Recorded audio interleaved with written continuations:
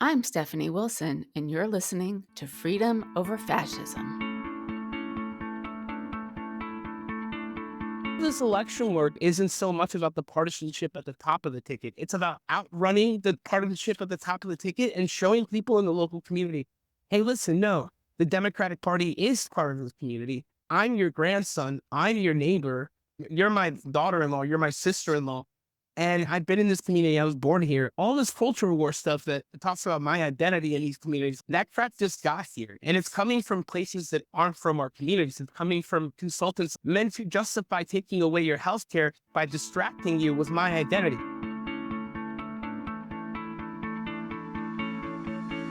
Hi, friends, welcome back.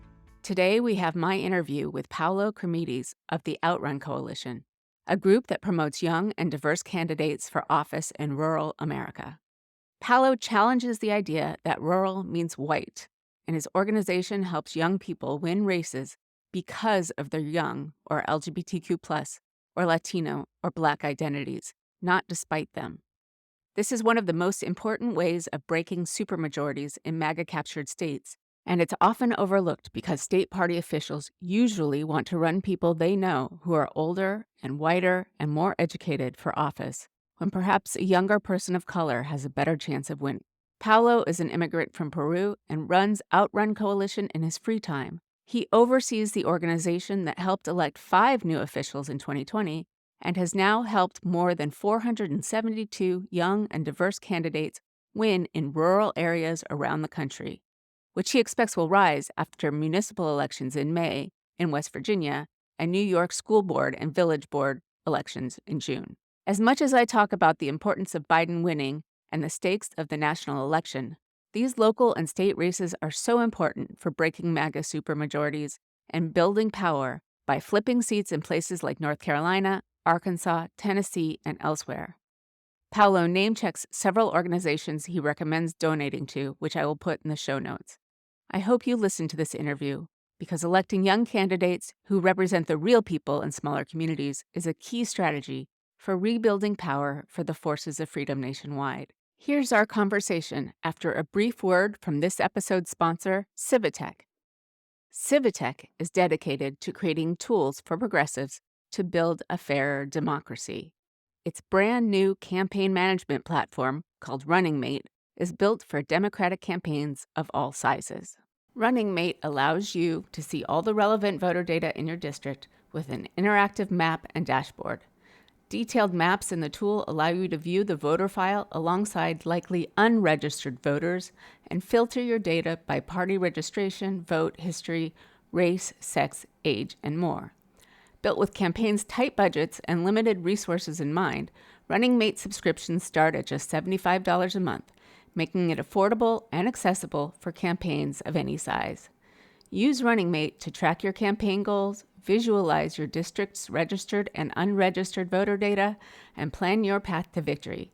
Learn more at civitech.io. Paolo Cremidis, welcome to Freedom Over Fascism. Thank you for having me. I really appreciate the ability to have these conversations. Oh, well, I'm really excited to have you too. To start, I want to introduce you as the executive director of the Outrun Coalition, and I would love you to tell me what that is. Sure. So Outrun is an organization that was built, we established it in 2020, around the same time, around the protests of the murder of George Floyd. We are an organization that helps rural county Democratic parties utilize diversity as a candidate tool and develop candidates that are willing to stand on democratic values such as racial and economic justice, making sure that we have candidates that are pro-choice, and equipping those candidates to be the next generation of rural Democratic elected officials across 16 states now. We went from being 5 Democratic elected officials from upstate New York to now over 470 local elected officials across 16 states. Our board members represent towns as small as 1 to 200 people to mayors of places like Chadron, Nebraska that are 50 to 16,000 people. We were founded to make sure that we can have conversations about rural Democratic parties being open to the idea of using diversity as a candidate recruitment tool and endorsing democratic values and not running away from party platforms that are the things that we need to stand on. right? I used to be a state party rural caucus chair in New York State. I was the first caucus chair of color, the first immigrant, and the first Latino. And I remember distinctly in 2020 when we founded this organization that while people were going out to protests in small towns and having conversations around the notion of, the murder of George Floyd was wrong, we had a mostly unanimously white, older, Democratic, local elected official class that was a little hesitant to talk about that. We had Democratic elected officials who were saying things like, well, we know we need to strive for an end to Black Lives Matter. Or one of the most striking things that I heard around that time was Democratic county legislators saying, hey, it's too partisan to condemn the murder of George Floyd. We can't do that. And we noticed that, like, while that was happening, while these Democratic parties were freaking out, not knowing how to respond to the notion of hey, say murder is wrong, lots of young people in small towns across rural America were going out to protest. And we noticed that was like a really good candidate recruitment opportunity. And so we realized that it was really interesting to watch these like same Democratic committee folks say things like that, and then all of a sudden complain that they don't have candidates for local office for the November elections, or that young people don't want to get involved. Oftentimes creating a dynamic where it was really difficult to run for local office unless you fit a specific dynamic of what it was to be an elected official. So if you were gay, you didn't have enough experience. If you were a young woman, you didn't have enough experience. If you're an immigrant or brown, or you had a weird name like me, you didn't have enough experience. But if you were like a straight white lawyer, run for office, do whatever you want. And we noticed that, in small towns, there's not enough of that conversation happening where we need to develop the next class of elected officials, because not everyone's a lawyer and not everyone is somebody that is going to somehow end up in a professional top of the ladder rung kind of job to have the ability to run for office. And we think that running for office should be open to everyone and anyone. So that's why we started Outrun, to help like small town Democratic parties and young people run for office. Hey, I'm Alok, the host of Build a Change, a brand new podcast from MacBlue about the people at the center of progress. Join us on a journey across the country as we uncover stories about the everyday folks working together to build something bigger than themselves, real change. You'll hear from students in Appalachia advocating for LGBTQ-friendly books in their communities, healthcare workers providing telehealth abortions across the country, immigrant farm workers fighting for their safety in the blazing sun, and candidates in states with razor-thin margins. Listen to Build a Change now, wherever you get your podcasts.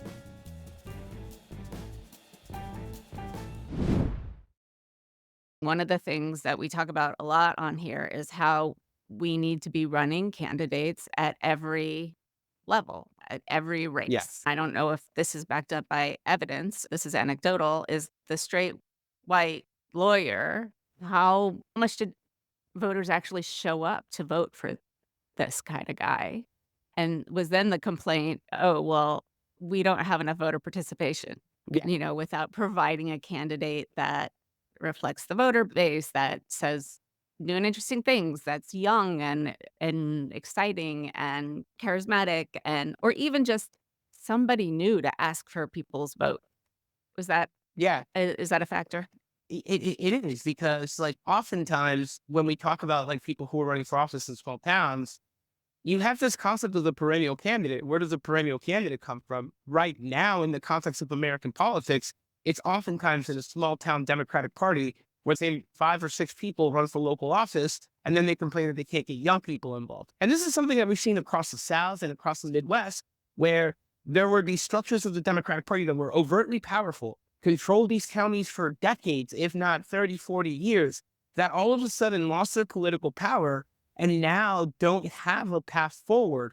And we think that instead of sitting there and saying, hey, look at the county committee or something, or listen to this. And if your county committee is trying to tell you to take positions that are not cool, like endorsing trans bans, or you're not wanting to fight for women's choice because, quote unquote, that's the district, we think we can go beyond that. And 73% of the time when we run a candidate in an election, we only endorse pro-choice, pro-LGBTQ plus rights candidates, also pro-racial justice, pro-economic justice candidates.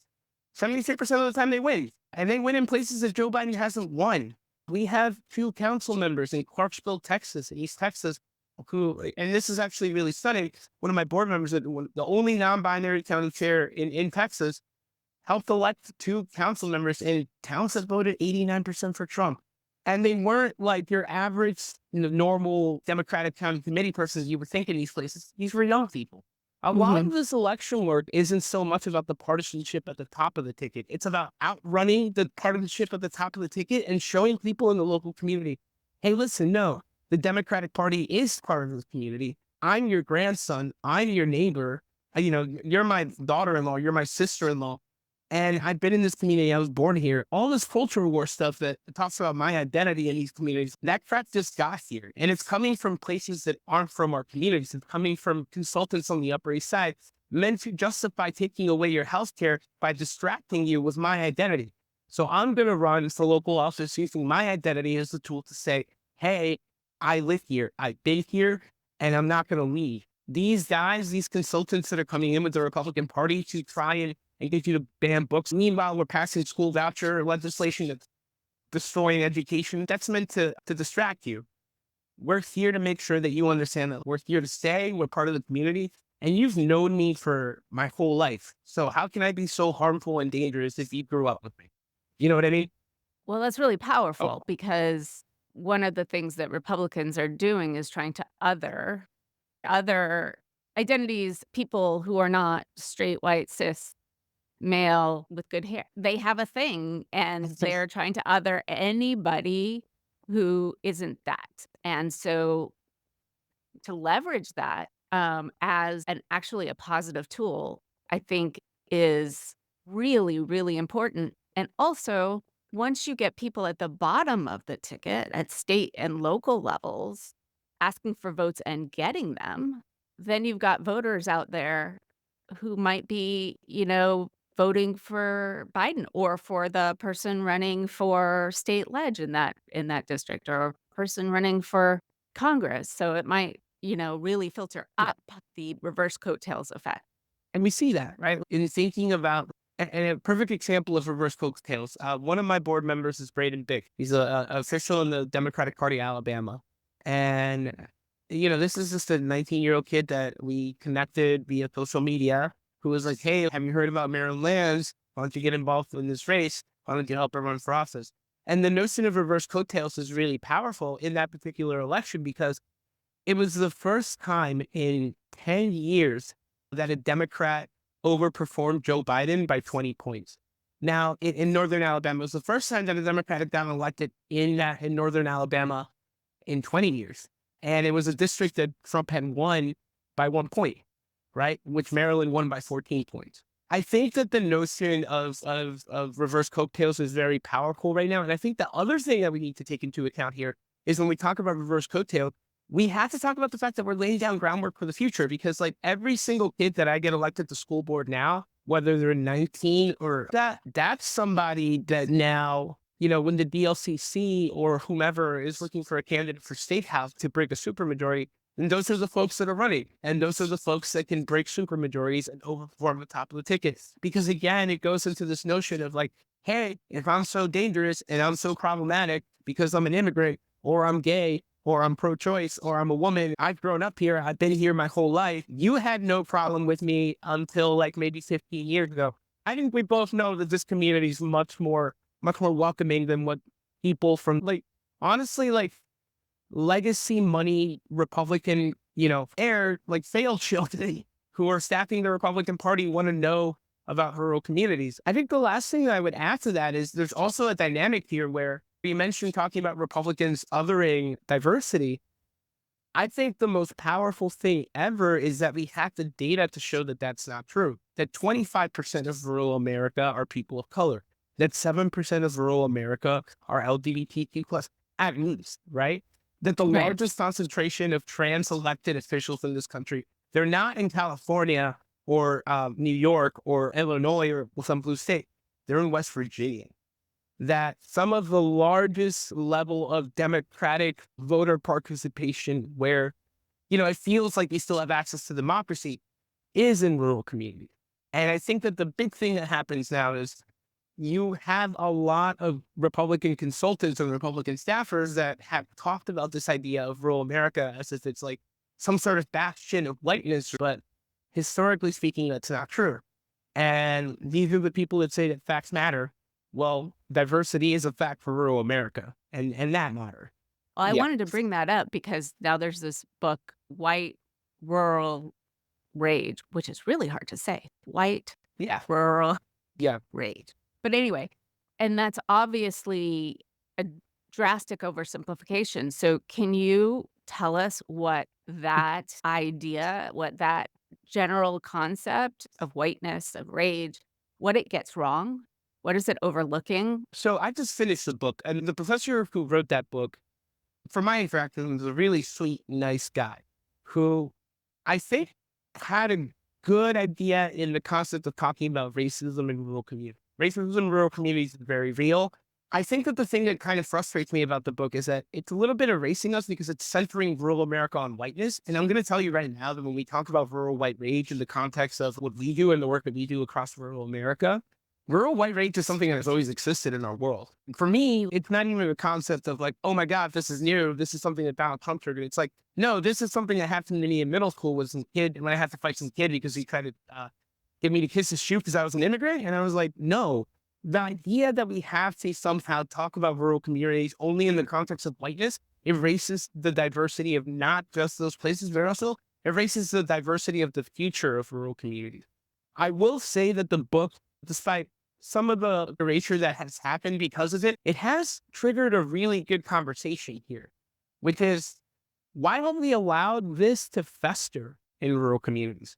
Why haven't we invested in diversity organizing within rural Democratic parties? Why is it so difficult, number one, to run for office in a small town? Number two, run for office as a minority in a majority white town, or what seems to be a majority white town? Well, that's the problem. We have a dynamic now that's reinforced by these ideas of rural white race that only whiteness can win in rural community. And Reverend Warnock and a bunch of other folks would say, no, that's not true. You know, the first openly gay senator from Wisconsin, Tammy Baldwin, that's someone who also wins a substantial amount of rural voters. And I just feel like centering virality on whiteness and the rage that some white conservatives may have erases the 55% of Black voters that live in the Deep South. It erases immigrant American communities that have made rural America their home.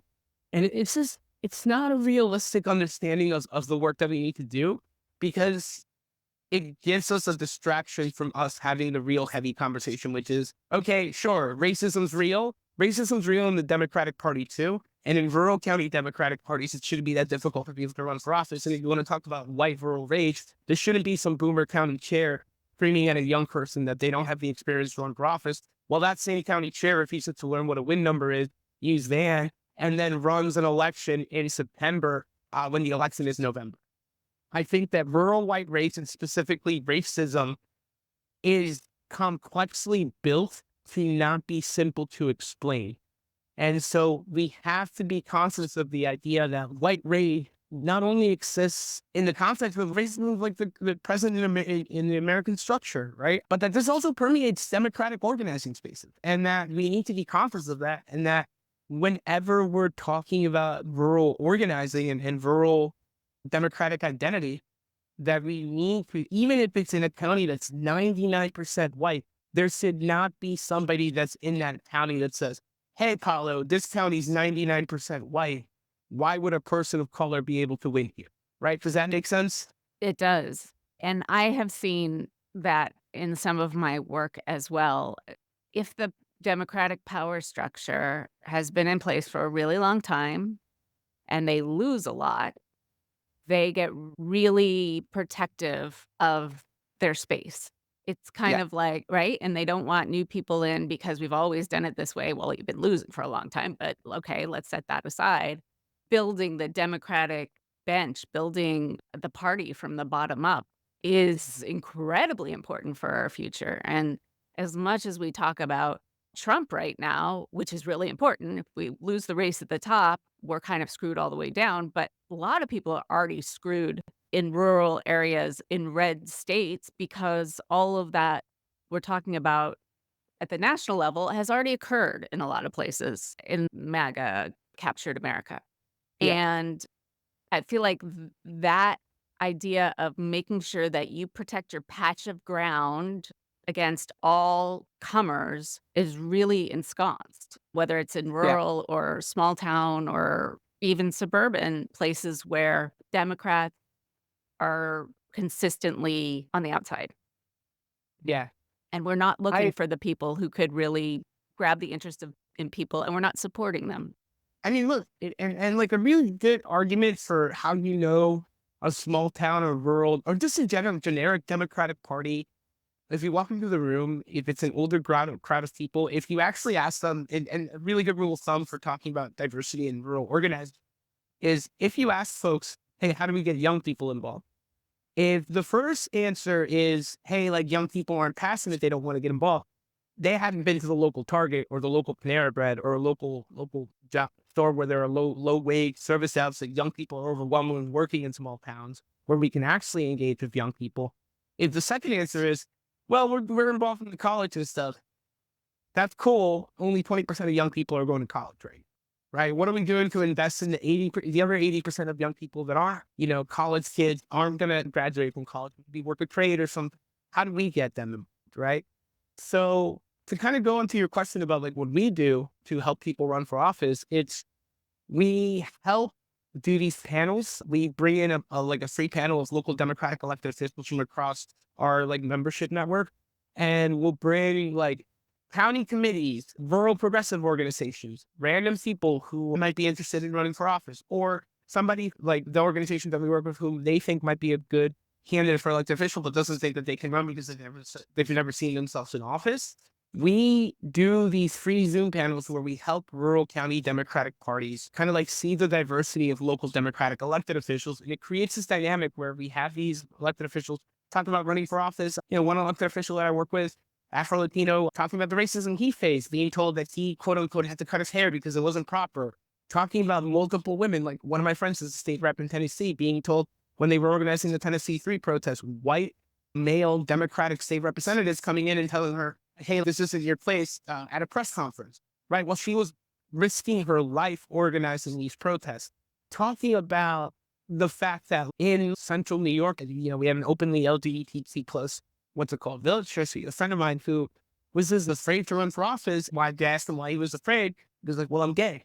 And it's just like, that doesn't matter. You're a part of the community. Talking about the fact that in places like in Nebraska, right, where we have large minority and large indigenous populations, and we have county chairs that are saying, well, why don't they want to assimilate, right? Like, why?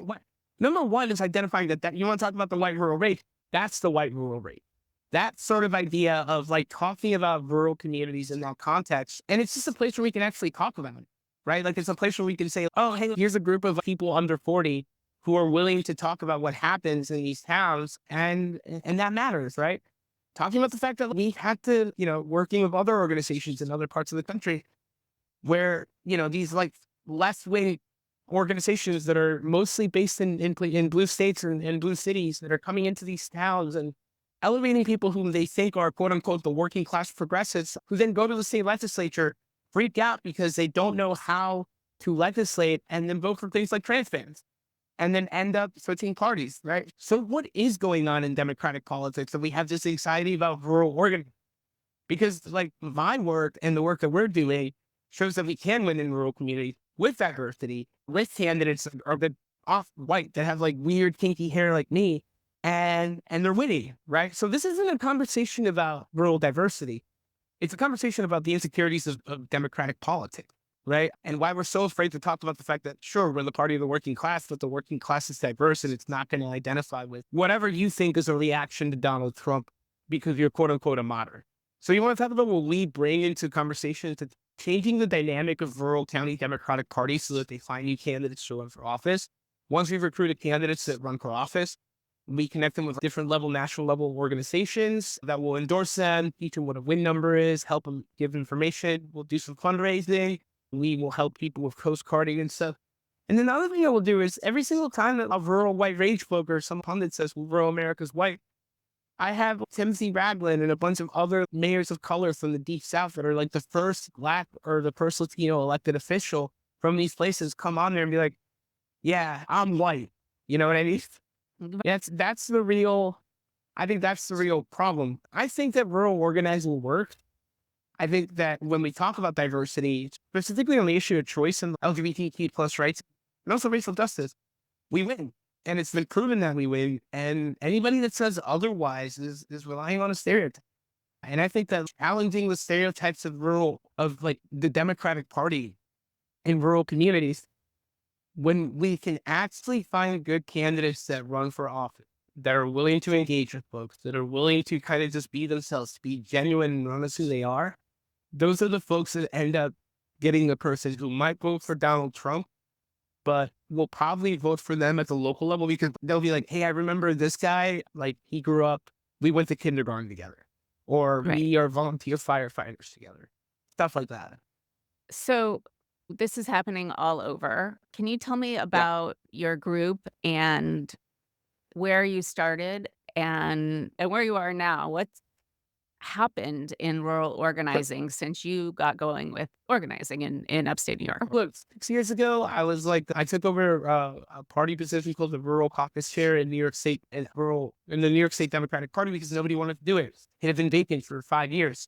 And from 2015 to 2020, we elected about 85 local Democratic elected officials. We built a supermajority in our state Senate by electing Democrats in places that Donald Trump won. One guy in particular who's very pro-choice and very pro-single payer just wins because he funds the fire department. And then in 2020, I think I mentioned this before, we had issues with George Floyd was murdered. My hometown of Elmira has 30,000 people in it. 14,000 came out to march. Our local Republican congressman came out to march. Yeah, that's the thing that people don't realize is that was such a pivotal moment in rural Democratic politics because you had a lot of people who were coming out to organize and march, but you just didn't have the Democratic Party infrastructure that was meeting them where they were. This is where the conversation started, is like, why do we have Democratic candidates who are willing to say things like, hey, yeah, Black Lives Matter, but also, we need to strive for a world without it. And just tone-deaf things said by people who really thought that the Democratic Party was a social club for people who were wealthy and affluent, and created rural county Democratic Party organizing as a way to put down their neighbors because their neighbors voted for Trump, which is very true, but created this dynamic where you would see kids pop up and come out and organize all these protests who weren't involved with the party, who weren't involved in Democratic organizing. Why? Because the Democratic Party would never go and look out for them. And so in 2020, I realized that I can't talk about diversity because we have a problem with the party structure where I'm being told I have to endorse a candidate because they're quote unquote a Democrat, and I don't want to. And I don't want to have to work with stuff like that. And I don't want my name attached to candidates that are saying things like Black Lives Matter should be unnecessary. So I put the state party very burnt out for a few months. And then I just noticed on my social media that there were people complaining about not having candidates for the election that November. And at the same time, I did an analysis of the 2019 election that we had the year before, which, after two wave elections in 2017 and 2018, we elected a lot of Democrats. And I noticed that the Democrats that won re-election in rural communities were Democrats that were diverse and could explain why they should be elected to office because of their diversity, not with fighting.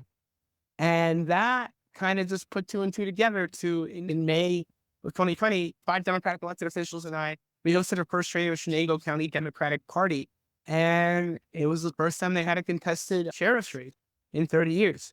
In Delaware County, where we contested the largest amount of town supervisor seats. I mean, the conversation from 2020 till now was, hey, do you think we can win these elections? To now it's, how much money do we need to spend to elect candidate C who's going to stop a ban of book A at a school board? Or how much money can we spend to help, Maryland Lands run for office and win, and how much resources do they need? And I shout out to Jada and Braden, by the way, 2 people that I worked with there who were phenomenal. How much money do we have to spend to help Comp Teen get elected? Shout out to Jeremy and Matt Petrosky, 2 young people. See, this is the thing about rural organizing. Is like, I feel like maybe 5 or 6 years ago, I couldn't have talked to you about, these are the people that are running for office. They're diverse, they're young, they're whatever. This is why you invest in diversity. Whereas now I can't. And now we're talking about the fact that after watching the ballot initiatives in Ohio and Kansas pass, now we can talk about rural organizing in a way that isn't just old white guy team. And some of the old white guys that we work with love that, some don't, but it's a good thing. You can't win statewide ballot initiatives if you're just Yeah. running in the cities, especially in Yeah. places where, although the cities are important, got to turn Yes. out in the Yeah. cities too, but you're not going to win unless you really start building a power base in the rural areas. And I think that's maybe taken people by surprise. Before we started recording, you told me about how many people that you have helped elect Yeah. since you started. Can Yeah. you remind me what that was? So we went from 5 Democratic elected officials in 2020 to over 472. I think we're going to add on to that number, by the way, once the May 14 West Virginia elections happen, the municipal elections. And then we have school board in June in upstate New York and village board as well. You said that you're, now talking about how much money does it take to elect someone in rural West Virginia? Yeah. What kind of dollars? So just to drill down on that, what are you finding? Is it a vast difference in places, or is it, pretty much you need this much money to elect a young, diverse person for school board? Or it Well, takes this much money to So I think that one of the things that we notice is whether it's a local election or like an election that's like nationalized, a national level or state legislative election, it's not just the money, it's the resources. So you can have a kid that's running for school board in West Virginia, and with $500, they might be able to win the election. Why? Because that $500 gives them access to the voter activation network, to get them a website and stuff like that. But also, the money is important, and we have candidates that are raising $500,000 to run for state house in Tennessee, and they're going to need that money. And that's really useful. And it's not so much as like, how much money does it cost for someone to run? It's like, no, we have the money for people to run for office. We can use it to help people like Ali Phillips and Luis Mata get elected to the Tennessee State House and break the supermajority. Or we can give it to the Lincoln Project, and their consultants can collect ad fees and ad commissions on the things that they want that are constant meant to make liberals feel good. But putting up billboards in Times Square doesn't help anyone flip a seat. It doesn't help us win elections. And so a lot of the conversation around the money is you give your money to the candidates, but give your money in a way that's helpful and useful, and do not let your spite and your disgust of Donald Trump shield your eyes from telling you that you shouldn't invest in this young person that's running for mayor in a small town because they asked you for $40 and you want to give $1,000 to some PAC that says that they're going to be against Trump. You want to talk about the best donation for, the most anti-Trump thing you can do? Donating to a rural, young, diverse candidate, running postcards or making calls for that rural, young, diverse candidate gives you 3 touches and 3 voters that you're talking to. You're talking to the voter that probably voted for Trump and probably voted Republican down ballot, but now you're down to vote Democratic. You're giving money to the candidate that's going to get that person to possibly vote, I can guarantee you, vote Democratic at their next local election. And number 3, you're getting somebody to understand that the Democratic Party isn't just Joe Biden, and that Joe Biden isn't this crazy guy, because how can your neighbor be so crazy and so wild, and they're running for office as a Democrat, and Joe Biden's like, he's just there. I think that a lot of the conversation around how much money it costs to run for office is secondary. And I will say, like, the average candidate that we work with does spend like $1,000 to $2,000 on their elections. I think some candidates have raised upwards of like $50,000 to $60,000. And the good thing now is that we have a lot of good folks like Ellen Bender, the Markers for Democracy, and a bunch of other giving circles that are willing to have these conversations in a way that's helpful. So, question about supporting the rural candidates. Is it better to support organizations like yours who know where people are running and can therefore distribute money where maybe we don't know who's running, but we know that we want to be working with rural candidates?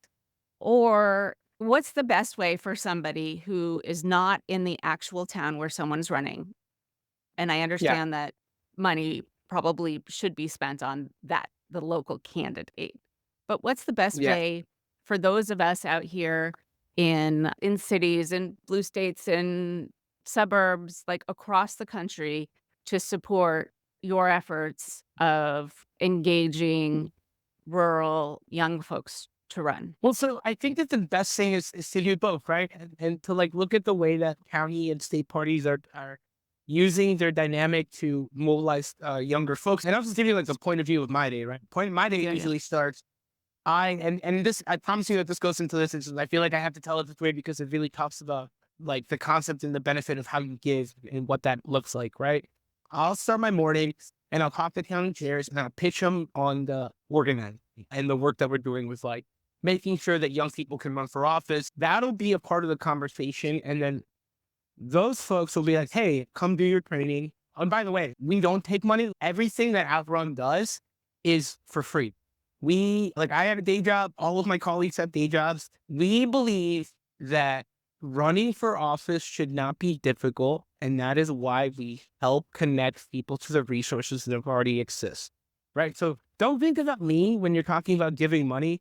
If you have like an extra cool $1,000 around and you want to give money to an organization, give to ruralorganizing.org, give to Rural Ground Game, give to the North Carolina Democratic Party, give to folks like Anderson Clayton, because those are the folks who were honestly having this conversation with us. And those are the folks who have elevated, right?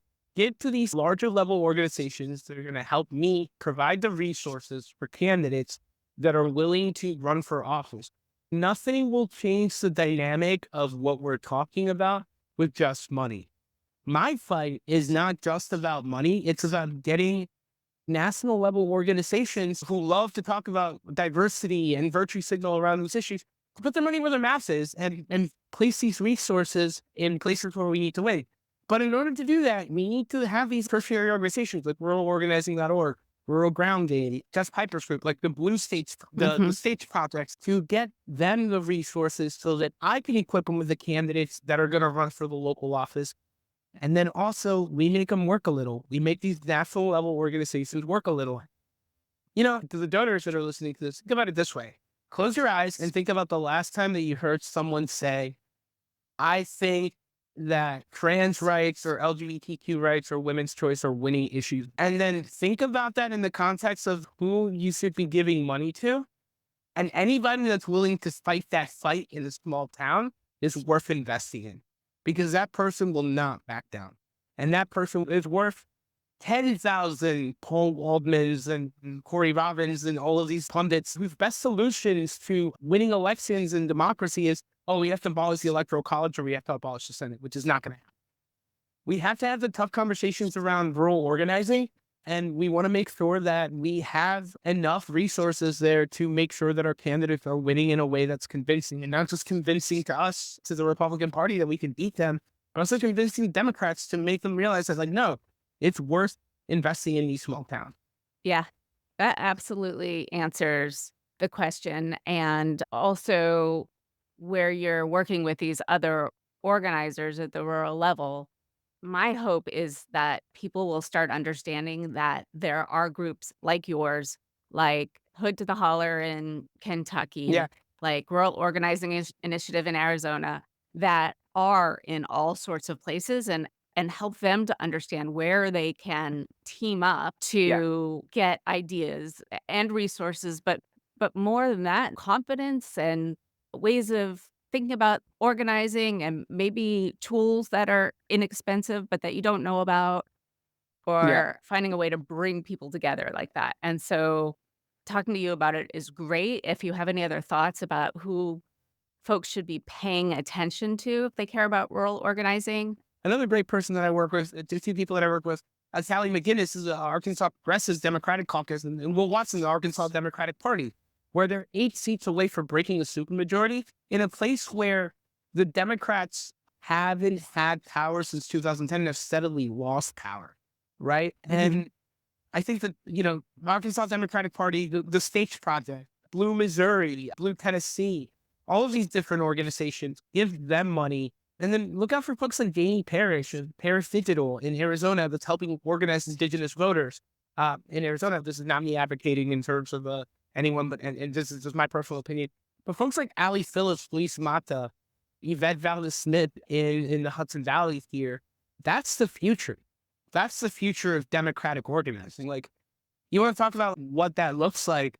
And some people are going to be weirded out by this. The Blue Dog Coalition, right? The people that, when we talk about who are the Democrats that kind of aren't that great, think about this. Up until 2018, they had been a completely white-led organization. And for 2018 forward, they had folks like Sophie Peltora-Small in leadership, right? Think about that for a second. Like, the fact that, like, we went from, like, very, very Americanized names to, like, the fact that, like, the Democratic Party is now willing to accept diversity as, like, a thing that matters, even in conservative spaces, that's a good thing, And so give all the money you can to all these organizations that are willing to work with us.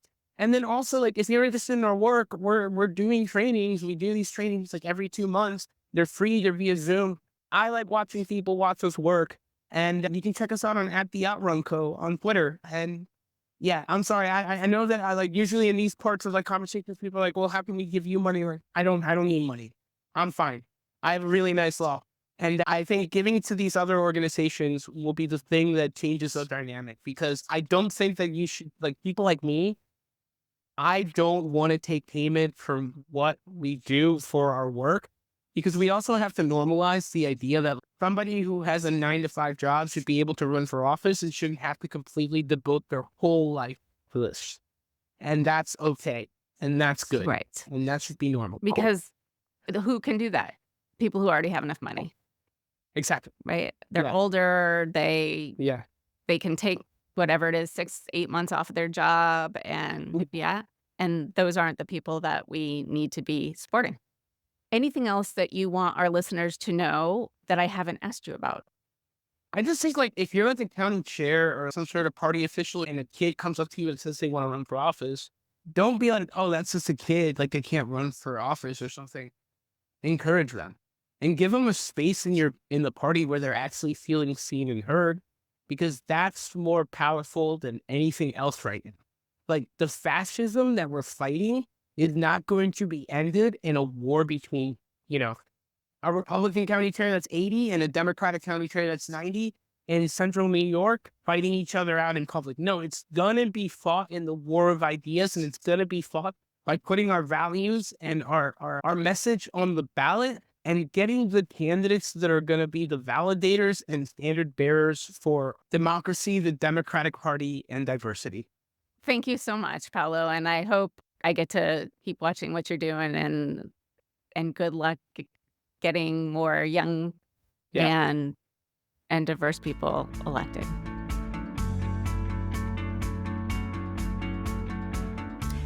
Thank you for listening to Freedom Over Fascism. And thank you to our editor, Benji Wilson. Please join our Patreon at patreon.com/freedomoverfascism. Subscribe wherever you listen to your podcasts. And please drop us a rating or review on Apple Podcasts. We thank you for choosing freedom over fascism.